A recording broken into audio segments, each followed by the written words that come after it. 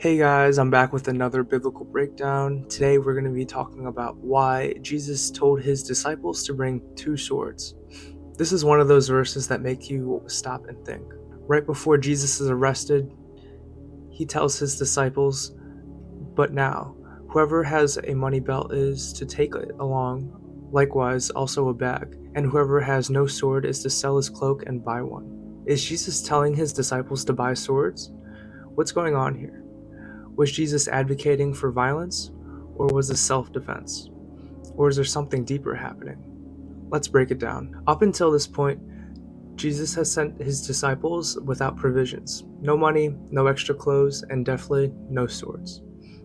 And he said to them, "Take nothing for your journey, neither a staff nor a bag, nor bread nor money, and do not even have two tunics." But now, things were different. Jesus was about to be betrayed, arrested, and crucified. His disciples were about to face opposition like they've never seen before. He tells them, "Whoever has no sword is to sell his cloak and buy one." Sounds like a call to arms, right? But then something strange happens. The disciples check their supplies and say, "Lord, look, here are two swords." And he said to them, "It is enough." Only two swords? For 12 disciples? If Jesus was actually telling them to prepare for physical battle, why would two swords be enough? That's hardly sufficient for self-defense. This tells us something important. Jesus wasn't speaking literally. Some biblical scholars see this as a symbolic warning, preparing for a spiritual battle. Jesus wasn't literally telling them to start a fight. He was warning them that things were about to change. They were moving from a season of peaceful ministry to a time of persecution and hardship. The sword represents the struggle they would soon face, not an actual weapon. Another way biblical scholars saw this was a fulfillment of prophecy. "For this which is written must be fulfilled in me, and he has counted with wrongdoers."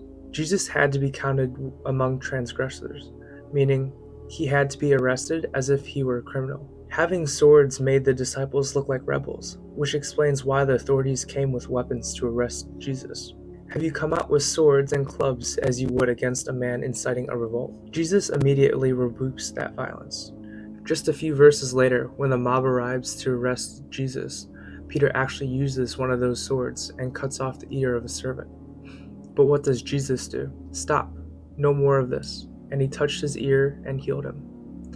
If Jesus wanted his disciples armed for battle, he wouldn't have immediately shut it down.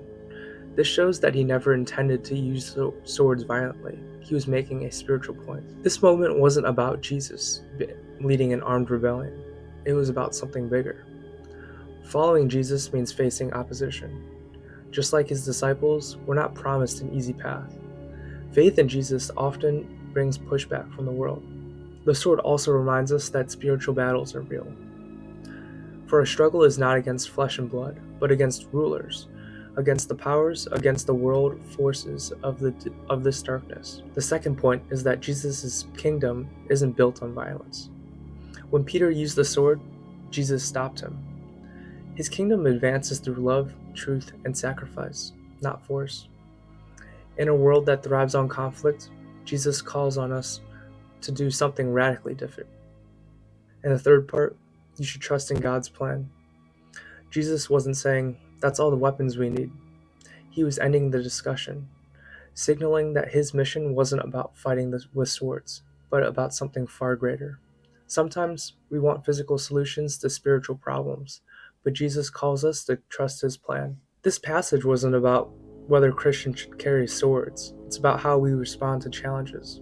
Do we rely on earthly solutions like power, control, and aggression? Or do we trust in God's bigger plan, even when it doesn't make sense? Jesus' way isn't about fighting battles the world's way. It's about transforming the world through faith, love, and sacrifice. So, what do you think? Does this change how you see this moment? Let me know in the comments. And if you're enjoying biblical breakdowns, hit that like button and subscribe. I'll see you guys on the next one.